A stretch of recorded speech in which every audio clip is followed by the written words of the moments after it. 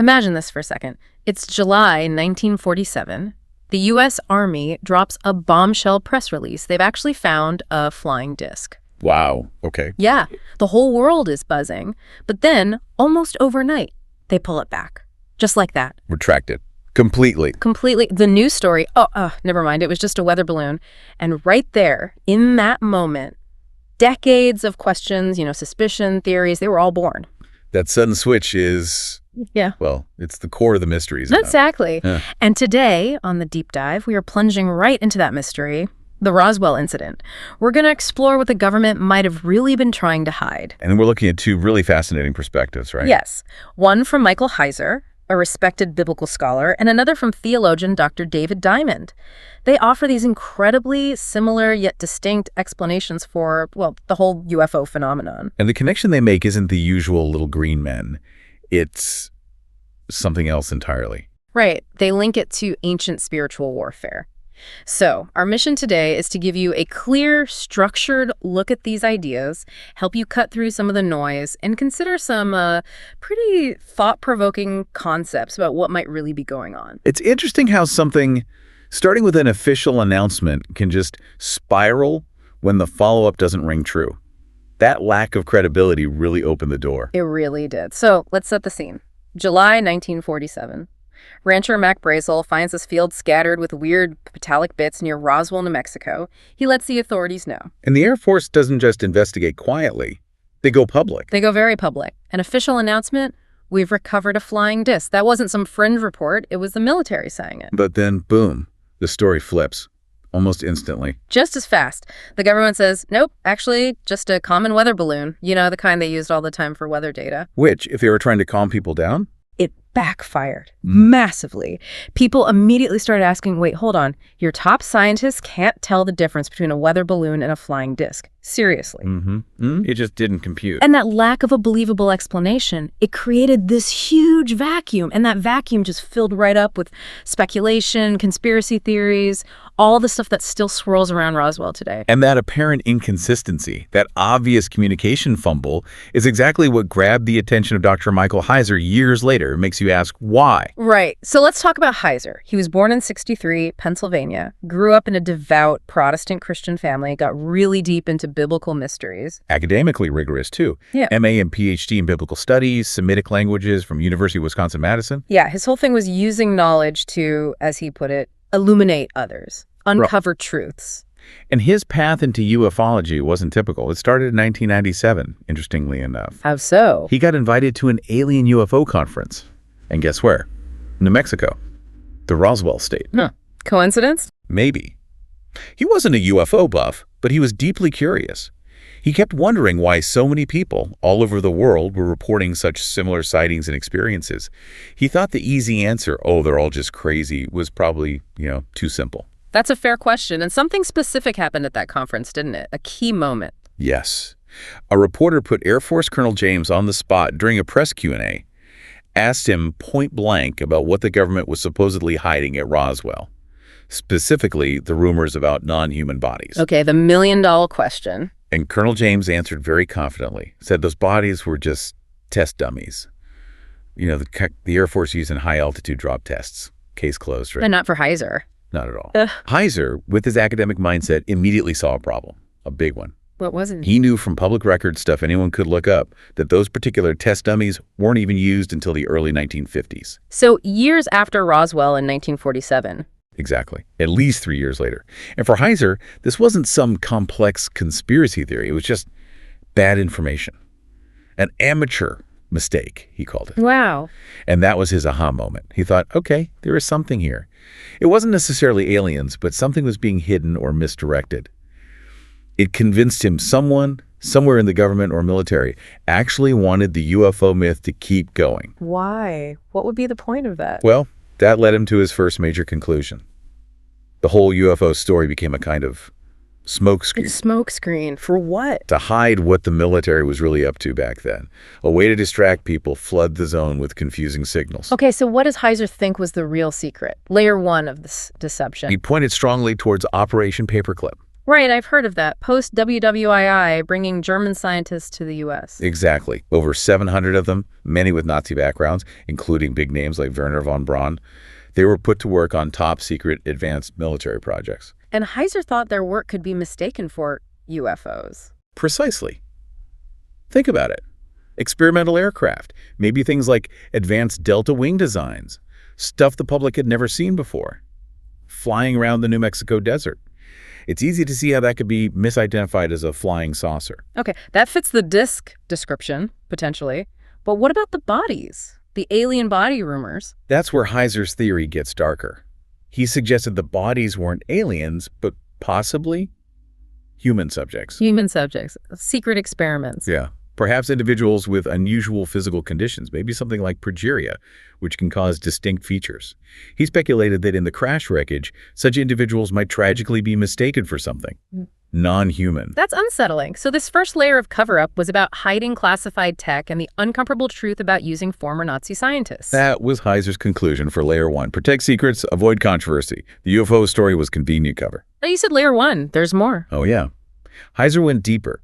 He came to believe the UFO alien narrative wasn't just about hiding military stuff. It had a much bigger, more profound purpose. Which was? To, in his words, divert humanity from a much more important reality. Okay, now we're shifting gears. What reality? A spiritual one. He framed it as this ongoing cosmic battle. He'd often quote Ephesians 6.1-2 from the Bible. You know, our struggle is not against flesh and blood, but against the rulers, authorities, powers of this dark world, spiritual forces of evil in the heavenly realms. So he saw UFOs and aliens not as extraterrestrials, but as spiritual entities. Yes. Specifically, he argued many modern sightings, and especially abduction experiences, were actually manifestations of dark spiritual powers, demons, essentially. Demons presenting themselves as aliens? Why? To confuse us, to distract us from what he called eternal truth, to muddy the waters about the nature of reality, God, and humanity's place. Was there anything specific in the alien encounters that pointed him in this direction? Absolutely. He found a consistent theme, almost a pattern, in the messages reported by people who claimed contact or abduction. What kind of message? It was often strongly anti-Christian. Ask. The aliens would allegedly say things like, Jesus wasn't actually divine. Maybe he was just a highly evolved being like them. Or even an ordinary human they'd chosen for a task. They'd push ideas of personal enlightenment or self-salvation, directly contradicting the core Christian message of needing a redeemer. Okay, so undermining traditional religious beliefs. Exactly.